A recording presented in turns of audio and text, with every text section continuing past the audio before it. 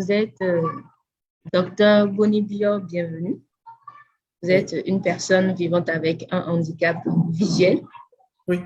Vous êtes docteur, vous avez soutenu votre thèse le 23 novembre 2022 dernier en droit privé. Voilà. Oui. Sur le thème, je rappelle. Droit privé et sciences criminelles. Voilà. Oui. Votre thème, je cite, handicap et travail, études comparées des systèmes juridiques français et béninois. Et aujourd'hui, nous voudrions discuter avec vous sur la question de l'inclusion sociale sur le marché de travail au Bénin. D'accord. Alors, dites-nous, quel est déjà votre regard sur le marché de l'emploi au Bénin quand on parle d'inclusion sociale? Catastrophique. Voilà de manière très résumée, un seul mot pour vous dire quelle est la situation du marché du travail au Bénin en ce qui concerne les personnes handicapées. Un seul adjectif, catastrophique. Et vraiment catastrophique. En quoi est-ce que c'est catastrophique? Catastrophique parce que 95,5% des personnes, 95,5% des personnes handicapées sont en chômage. Seulement 4,5% des personnes handicapées travaillent, 1,5% dans la population, dans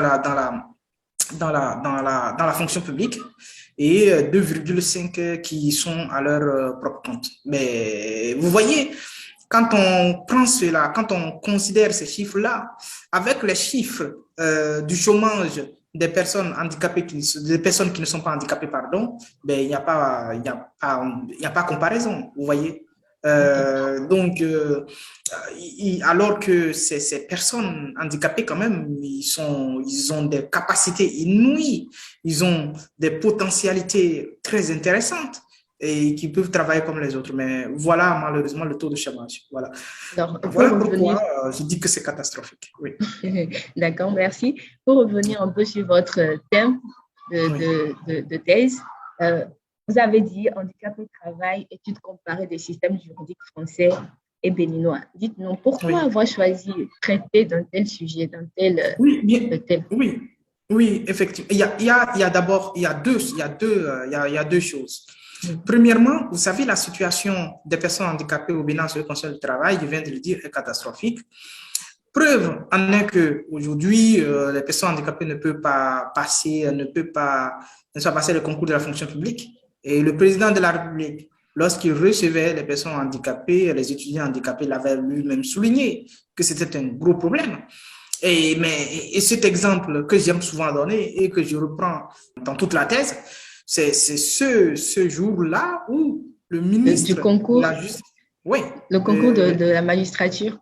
De la magistrature, qui a été organisé, je pense, en 2011, et que le ministre de la Justice a expulsé nos camarades de la salle de composition. Une expulsion manu militari. Pourquoi? Poste non ouvert en braille. Or, ces personnes avaient indiqué qu'ils voulaient composer en braille. Donc, pourquoi n'avoir pas pris des mesures spéciales, des mesures spécifiques? Pourquoi n'avoir pas essayé de traduire l'épreuve en braille pour permettre à ces personnes-là de composer? Mais pourtant, si le dossier de ces personnes a été accepté, madame, c'est bien parce qu'ils ont rempli toutes les exigences en ce qui concerne les compétences. Les diplômes sont là. Donc, mais si quelqu'un a les diplômes et vous avez accepté en conséquence son dossier, mais pourquoi concevez-vous qu'il ne peut pas composer? C'est inadmissible. Et après cet exemple-là, il y en a eu plusieurs, des dizaines d'exemples où les personnes handicapées ont été, pas peut-être renvoyées des salles de composition, mais les dossiers ont été complètement rejetés. Ils ont été complètement rejetés. Il y a plusieurs exemples. Germain Loco, elle s'appelle Mira Ontongi, et bien d'autres personnes, les Henri Mondio, mais je ne peux pas comprendre. En 2014, voilà un paradoxe. On dit, voilà, nous voulons des personnes handicapées pour être des enseignants. Des personnes handicapées qui ont le diplôme de l'École nationale d'instituteurs, là, nous pouvons les prendre pour qu'ils soient, pour qu'ils puissent enseigner dans les écoles spécialisées. Mais paradoxalement, la contrainte, c'était quoi? jouit d'une bonne acuité visuelle. Regardez cette contradiction. Mais vous dites que vous voulez les personnes handicapées visuelles, vous voulez qu'ils postulent à un concours, vous les appelez, mais la condition, c'est que, bon, voilà, jouit d'une acuité visuelle. Résultat, c'est qu'ils n'ont eu aucun candidat parce que toutes les candidatures ont été rejetées. Après vos recherches sur ce thème, quelles sont les conclusions auxquelles vous êtes parvenu quand vous avez fait la comparaison entre le système juridique français et celui béninois? Au fait, la comparaison, j'ai adopté la comparaison pas seulement pour révéler les traits négatifs du droit béninois en ce qui concerne la protection et la promotion des droits des personnes handicapées. Non. C'était également pour voir quels sont les traits originaux que le Bénin pouvait offrir à la France. Donc, c'était une étude quand même à intérêt réciproque. C'est-à-dire que oui, qu'est-ce que le Bénin peut donner à la France et qu'est-ce que la France peut donner au Bénin? Qu'est-ce que le Bénin a et qu'est-ce que la France a et que, voilà, qui ne se retrouve pas dans l'un ou l'autre des pays. Donc, c'était là ma question fondamentale. Alors, nous avons remarqué en réalité que ce soit la conception béninoise du handicap ou que ce soit la conception sociétale du handicap, mais il y a deux conceptions qui se soulèvent. La première conception, c'est la conception médicale, qui dit que la personne handicapée, en réalité, c'est celle qui présente des insuffisances mentales, physiques et sensorielles et tout ça. Donc, cela signifie que le handicap se retrouve dans le corps. Le handicap se retrouve dans le bras, se retrouve dans l'œil, dans l'auditif. Le handicap se retrouve sur la peau. Le handicap, bon, c'est ça en réalité la conception médicale. Comme l'adjectif médical le dit si bien, médical, ça renvoie au corps de la personne. Vous voyez? Et ce handicap ne peut qu'être constaté que par un médecin, que par une démarche médicale.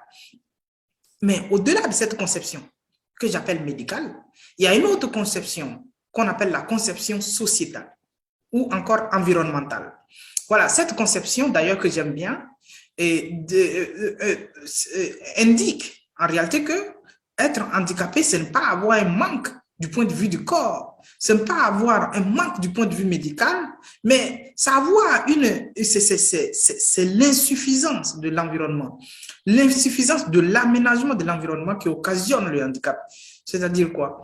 Une personne handicapée qui est dans son fauteuil roulant et qui est en face d'un escalier, il est handicapé pas parce qu'il n'a pas de pied pour marcher, mais il est handicapé parce qu'il y a des escaliers devant lui qui l'empêchent de monter les marches.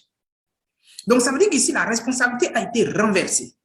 Alors, cette nouvelle conception a le mérite d'entretenir une conception moins individualisée et plus libéralisée. C'est-à-dire que le handicap, la personne handicapée n'est plus focalisée. Le handicap ne se retrouve plus au niveau de la personne handicapée, mais en dehors de lui, plus précisément au niveau de l'environnement. Okay. Cela signifie que si l'environnement est aujourd'hui bien aménagé, on ne peut plus parler du handicap. Si en construisant les maisons, vous prévoyez les rampes pour que la personne handicapée qui dispose d'un fauteuil roulant puisse entrer tranquillement dans la maison, simplement. C'est le cas, par exemple, des ministères, des édifices à usage public. Voilà. Moi, j'ai été une fois à la présidence. Mais vous savez, il faut grimper des escaliers avant. Il n'y a même pas, ça dit, c'est des escaliers. Mais si le président de la République voulait recevoir une personne à mobilité réduite, ça se passe comment? Il faut le soulever. Il faut le soulever pour le faire traverser les escaliers. Mais en ce moment, c'est l'environnement qui est handicapant. C'est vrai qu'en France, la conception médicale est priorisée parce que le législateur français a peur qu'il n'y ait de décompensation qui puisse aboutir à une prise en charge insuffisante du handicap au sens médical. C'est également une porte excellente, une grande porte pour pouvoir avoir accès aux agents de santé en cas opportun. Mais le droit béninois, lui, il est resté entre les deux conceptions de manière équilibrée. Il ne priorise ni la conception médicale, ni la conception sociétale, et je pense que ça, c'est original. Alors donc, depuis 2011 jusqu'à maintenant, on ne peut pas dire qu'il y a eu une petite amélioration quand même au niveau de l'inclusion sociale. Non, il y a une amélioration. Et l'amélioration est beaucoup plus au plan législatif et au plan juridique. Il faut noter que juste après ça, nous avons connu la ratification de la Convention des droits des personnes handicapées de 2006 par le gouvernement béninois. Et dans la foulée, en 2017, la loi 2017-06 du 29 septembre 2017 a été adoptée. Et c'est cette loi-là de 2017, n'est-ce pas, qui entretient une conception équilibrée, sociétale équilibrée du handicap qui se situe entre conception médicale et conception environnementale. Donc, c'est dire que cette loi est une loi qui modernise la question du handicap et entreprend des solutions de manière renouvelée, de telle sorte que si elle doit être appliquée en temps normal, il ne doit plus y avoir un problème au niveau du marché du travail. Sinon, avant, le code du travail était celui-là qui entretenait en réalité la définition du handicap, le code de 1998, des articles 31 à 34, qui entretenait qu'en réalité, le handicap, voilà, c'est des insuffisances mentales et physiques. Donc, clairement, là, la conception médicale était la conception unique. Il n'y avait plus d'autres conceptions. Donc, il fallait attendre la loi de 2017 pour dire que non, le handicap ne se retrouve pas seulement qu'au niveau du corps. L'environnement insuffisant aménagé a également une responsabilité. Et en prenant conscience de cette responsabilité, cela permet bien évidemment de produire des solutions allant dans l'aménagement de l'environnement, de prévoir des solutions qui puissent rendre accessible l'environnement. Voilà, si aujourd'hui les ministères, il y a des rampes, il y a des ascenseurs, mais si vous avez un bureau au 15e étage avec votre fauteuil, vous pouvez aller sans difficulté. Vous pouvez aller sans difficulté. Aujourd'hui, le Bénin est en marche vers une technologie et renforcée. Tous les services publics aujourd'hui sont numériques. Pour avoir un casier judiciaire, pour avoir, comment on appelle, sa carte CIF, pour avoir sa carte biométrique, tout ça, ça se passe en ligne. La douane, tous les services publics presque aujourd'hui ont été dématérialisés. Et cela pose une question. Le handicapé visuel, qui ne peut pas utiliser l'ordinateur, qui a besoin d'un œil pour lire l'écran, pour voir son clavier, lui, il fait comment? La question se pose. Et ça veut dire que parlant de l'environnement, il ne faut pas seulement voir l'environnement physique, mais l'environnement numérique également. Donc, on va en même temps déboucher sur les solutions. Mais avant ça, il ne faudrait pas qu'on souligne quand même que l'Agence nationale pour l'emploi fait des efforts pour quand même employer les personnes, quelles que soient leurs conditions physiques et tout. Oui, il y a un proverbe qui dit « Lorsqu'il reste à faire, rien n'est fait ». L'Agence nationale pour l'emploi a essayé. Moi, par exemple, j'ai bénéficié de l'Agence nationale pour l'emploi. Et ce qui est intéressant, j'ai bénéficié de l'Agence nationale pour l'emploi, pas parce que je suis handicapé, non, mais parce que je suis une personne compétente. Quand l'ANP recevait mon dossier, il ne savait pas que je suis handicapé visuel. Donc, elle a accepté mon dossier comme tous les autres. C'est le jour de la prise de service qu'ils ont constaté qu'ils ont affaire à une personne handicapée visuelle. Alors, on se pose la question, mais est-ce qu'il peut faire son travail? J'ai dit, mais écoutez, je peux faire mon travail. Ça, c'était en 2011. Donc, ils font ce qu'ils peuvent. Mais je pense que, et c'est là la question fondamentale, quel est le principe qui leur permet de forcer le secteur public à recruter la personne handicapée? Quel est le principe? Quelle est la politique qui permet, n'est-ce pas, d'insuffler une dynamique au niveau du recrutement des personnes handicapées en ce qui concerne le secteur privé? Il n'y en a pas. On se contente de dire, oui, écoutez, celui-là qui embauche une personne handicapée, on va lui faire une réduction des parts patronales. Et c'est l'article 33 du Code du travail qui l'indique, le Code du travail de 1998. Mais alors, si c'était une disposition intéressante, on comprend bien que c'est une incitation. Si c'était la solution magique, mais il n'aurait pas aujourd'hui 95,5% de chômage en ce qui concerne le travail des personnes handicapées. Mais c'est ça le problème, ça veut dire que la solution ne marche pas. Mais lorsque le chef de l'État a rencontré les personnes handicapées la fois dernière, il indiquait que il faudra que, en réalité, il faut faire des incitations, il faut exonérer ou réduire les parts patronales aux employeurs qui embauchent les personnes handicapées. Mais cette solution existe depuis 30 ans, elle n'a jamais été appliquée. Donc, je pense que le plan d'action du gouvernement, je pense qu'il allait en venir, mais je profite de l'occasion puisque vous avez posé la question. Le plan d'action du gouvernement qui sera rédigé en ce sens, si c'est cette solution-là qui est maintenue, elle ne va pas prospérer.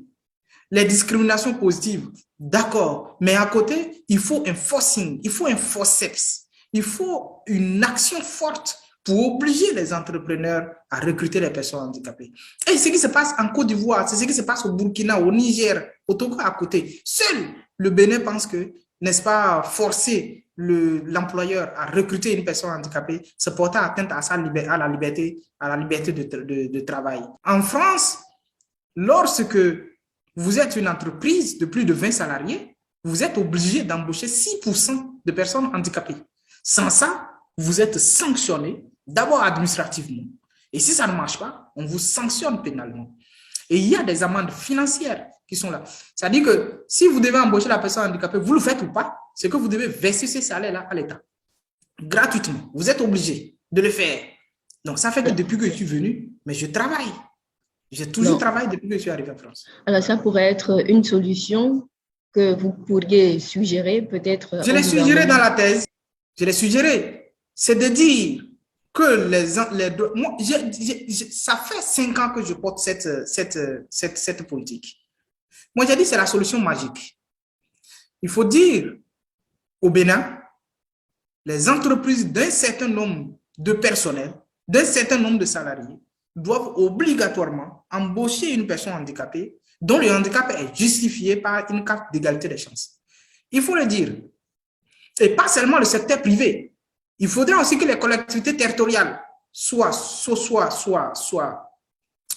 également associées à... Voilà, associées même à cette obligation. Et au-delà même des collectivités territoriales, tous les ministères, tous les services publics, au-delà d'un certain nombre de salariés, doivent embaucher les personnes handicapées. Non, non, madame, si cette solution a été appliquée, MTN allait embaucher combien de personnes handicapées? Move allait embaucher combien de personnes handicapées? Kodiaf Common allait en embaucher combien? Et il y a 77 communes qui ont plus de 50 salariés. Si chacun devait embaucher une personne handicapée, vous voyez, ça fait combien? Ça fait combien? Donc, et sensiblement, vous allez voir que finalement, les gens vont chercher des personnes handicapées pour les embaucher et ils n'en trouveront pas. C'est la solution magique pour réduire le taux de chômage des personnes handicapées en moins de 5 ans. Et justement, qu'est-ce que vous pouvez dire à un employeur qui se retrouve face à une demande d'emploi d'une personne vivant avec un handicap qui se pointe devant lui pour lui demander quand même un emploi? Quel message vous avez à l'endroit de ces employeurs? Je vais lui dire d'essayer cette personne handicapée. Moi, je vous dis, et je parle ici, j'ai travaillé à la préfecture de Nantango. Vous pouvez demander, mon patron, c'était Gervais Ndassekou. Aujourd'hui, il ne fait que mes témoignages. Il ne fait que mes témoignages. Il y a un jour, j'ai mené une opération que personne n'avait pu mener. Personne. Et quand je l'ai fait, il était super content. La personne handicapée est dotée d'une intelligence extraordinaire. Et j'entends souvent les gens dire, lorsque le Seigneur t'enlève une chose, il t'en donne deux. Bon, ils ont parfaitement raison. Parce que les personnes handicapées développent des compétences extraordinaires qui peuvent être mises au service, n'est-ce pas, du développement d'une entreprise. Henri Montior, qui a été recruté par une entreprise de microfinance. Ça fait aujourd'hui 6 ans ou 7 ans, je pense. Mais il est le meilleur agent de ce monsieur. Il est le meilleur salarié, en réalité. Ben, voilà, Sylvain Amanginou également a été recruté par une entreprise de microfinance. Et j'ai dit que ce monsieur, il est très heureux. Depuis 7 ans, s'il ne les a pas licenciés, c'est parce qu'il en gagne quelque chose. S'il ne les a pas licenciés, c'est parce qu'il en gagne quelque chose. Donc, je dirais à cet employeur de tester la personne handicapée et d'accompagner le chef de l'État dans sa politique de permettre à la personne handicapée d'être employée. Parce que c'est devenu depuis quelques mois le souci majeur de notre président. Et ça, j'en suis content. Alors, c'est vrai, vous êtes compétent, mais il faut se dire que ce n'est pas toutes les personnes vivant avec un handicap qui ont aussi tant de compétences. Oui, vous êtes journaliste. Vous pensez que toutes les journalistes ont vos talents? Mais c'est ça, c'est pour dire quoi? Nous tous ne sommes pas les mêmes, mais au-delà, chacun avec sa compétence. Je comprends qu'une entreprise refuse de recruter une personne handicapée parce qu'elle n'est pas compétente. Mais ne pas recruter une personne handicapée parce qu'elle est handicapée, c'est scandalisant. Nul n'impose. Moi, j'ai fait le gros. Il faut faire cette nuance. Oui, non. C'est cette nuance. Moi, je ne dis pas aux entrepreneurs de recruter des personnes handicapées voilà. Mais il y a un profil. Mais un profil égal, à profit légal. Je vous donne l'exemple de ce qui s'est passé à Boycon ou à Abomey la fois dernière, où une personne handicapée a été renvoyée de la salle de surveillance du bac parce que la surveillance, la directrice indique qu'il ne pouvait pas tenir debout pendant plus de 4 heures. Voilà quelqu'un qui est un professeur de physique, qui enseigne depuis une dizaine d'années. Vous ne l'avez jamais reproché qu'il a mal fait son travail. Le jour qu'il voudra surveiller, vous dit qu'il y a une personne handicapée qui ne peut pas surveiller. Vous imaginez c'est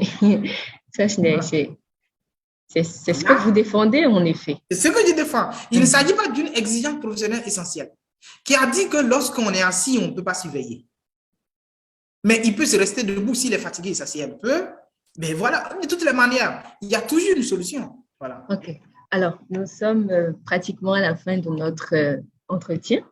Oui. Est-ce que vous avez comme mot de la fin pour conclure? Non, si j'ai un mot à dire, madame, c'est de remercier le chef de l'État, le président de la République, pour son courage et sa volonté de permettre aux personnes handicapées de réussir comme tout le monde. Je loue son courage dans la recherche des solutions aux problèmes qui sont les nôtres. Et ça, un président comme ça, c'est rare. Sauf que les solutions qui ont été mises en avant en ce qui concerne le travail des personnes handicapées ne sont pas suffisantes. Les discriminations positives, oui, mais il faut forcer les entreprises à recruter. Poser un principe. Dire, par exemple, je le répète, si une entreprise a plus d'un certain nombre de salariés, cette entreprise doit embaucher un certain nombre de personnes handicapées. Et pas seulement les entreprises. Le secteur public aussi est concerné, que ce soit le service public local, je parle des collectivités territoriales, et ou que ce soit les ministères ou encore les sociétés publiques telles que la SONEB, la SBE. Si toutes ces entreprises, si toutes ces instances, toutes ces institutions devaient embaucher les personnes handicapées par obligation, il n'y aurait plus de chômage au Bénin. Je sais que le chef de l'État, il a souvent cette force de pouvoir imposer ce qu'il veut lorsqu'il estime que cette chose est légitime, et je pense qu'il a souvent raison. Je pense que cette fois-ci, le plan d'action qui est en train de s'écrire, que ce plan d'action-là prenne en compte l'obligation d'emploi des travailleurs handicapés comme au Burkina, comme en Côte d'Ivoire, comme en France. Docteur Boni Bior, bienvenue. Merci beaucoup pour votre disponibilité. Merci pour nous avoir accordé cette interview. Ça me fait vraiment plaisir. Et nous sommes à la fin. On se donne rendez-vous peut-être pour une prochaine fois, n'est-ce pas? Oui, une très prochaine fois.